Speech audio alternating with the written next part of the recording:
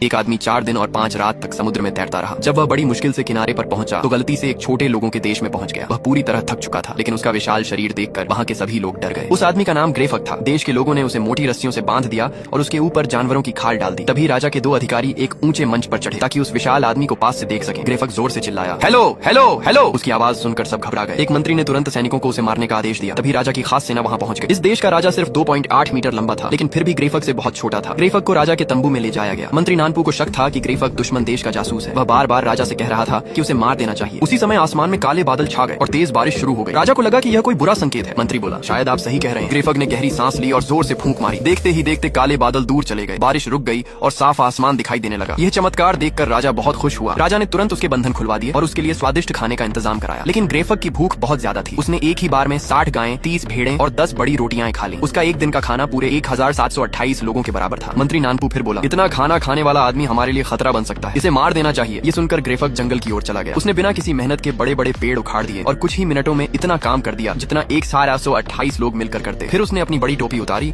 और समुद्र से उसमें पानी भर लाया। इसके बाद उसने कई टन ताजी मछलियां पकड़कर मछुआरों को दे दी। यह देखकर पूरे देश के लोग उससे खुश हो गए और उसे अपना मानने लगे। अब ग्रेफक का सिर्फ एक सपना था, उसे एलिजाबेथ को ढूंढना था। उसने राजा से उसके लिए एक बड़ी लकड़ी की नाव बनवाने की विनती की। राजा ने कहा, मैं तुम्हारी मदद करूंगा, लेकिन पहले तुम्हें समुद्र के उस पार वाले छोटे देश को हराना होगा। ग्रेफक बोला, नहीं, मैं डॉक्टर हूँ, मेरा काम लोगों की जान बचाना है, किसी की जान लेना नहीं। लेकिन राजा ने सख्त आवाज में कहा, अगर तुमने हमारी मदद नहीं की तो तुम कभी एलिजाबेथ तक नहीं पहुंच पाओगे। राजा की बात मानने के अलावा ग्रेफक के पास कोई रास्ता नहीं था। उसने कुछ समय के लिए यह शर्त मान ली। इसके बाद पूरे शहर में जीत की खुशी मनाई जाने लगी। उधर ग्रेफक अपनी बड़ी तलवार लेकर समुद्र पार बसे दूसरे छोटे देश की ओर निकल पड़ा। समुद्र के उस पार दूसरे देश के सैनिक अपनी युद्ध वाली नावों की रखवाली कर रहे थे। तभी अचानक समुद्र में एक विशाल साया दिखाई दिया। सैनिक डर के मारे कांप उठे। ग्रेफक ने एक एक करके सारी युद्ध वाली नावें पकड़ ली और उन्हें खींचकर अपने साथ ले जाने लगा। पूरा छोटा देश अफरा तफरी में डूब गया। सभी सैनिकों ने अपने तीर कमान उठाए और ग्रेफक पर तीर चलाने लगे, लेकिन हजारों तीर भी उसका कुछ नहीं बिगाड़ पाए। वे उसके शरीर पर ऐसे गिर रहे थे जैसे हल्की बारिश की बूंदें गिरती हैं। उधर राजा बेबस होकर अपनी सेना की नावों को जाते हुए देखता रह गया। 1 मिनट से भी कम समय में दुश्मन की पूरी नौसेना खत्म हो गई। जीत हासिल करके जब ग्रेफक अपने देश लौटा तो लिलीपुट के लोगों ने उसका जोरदार स्वागत किया। हर कोई उसे देश का सबसे बड़ा हीरो मानने लगा। राजा ने उसे सम्मान का बड़ा पदक दिया और नालडैक की उपाधि भी दी। अब उसे बिना किसी रोक टोक के राजमहल में आने जाने की इजाजत मिल गई। लेकिन महल लौटते ही राजा का मन बदल गया। उसे लगने लगा कि इतना ताकतवर इंसान कभी भी उसके लिए खतरा बन सकता है। वह ग्रेफक को मरवाने का आदेश देने ही वाला था कि तभी रानी जल्दी से दरबार में पहुंची। उसने साफ कह दिया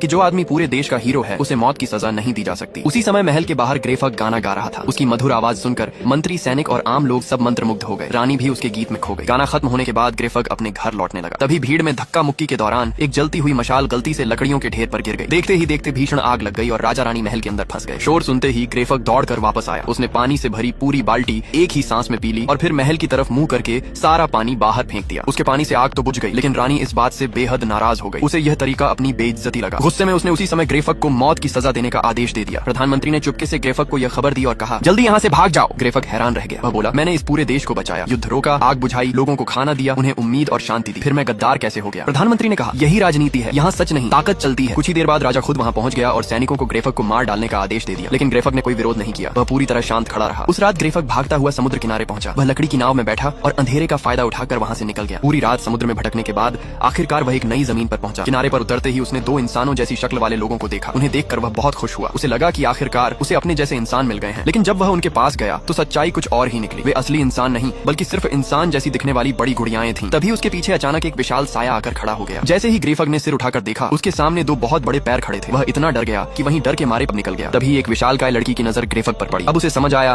कि वह गलती से दैत्यों के देश में पहुंच गया है। ग्रेफक तुरंत भागकर अपनी छोटी नाव में छिप गया, लेकिन उस विशाल लड़की ने पूरी नाव को ही अपने हाथों में उठा लिया। ग्रेफक डर के मारे चक्कर खाने लगा, लेकिन वह लड़की रुकी नहीं। वह उसे लेकर सीधे लाल रंग के एक बड़े महल में पहुंच गई। वहां उसने ग्रेफक को विशाल राजा की राजकुमारी को सौंप दिया।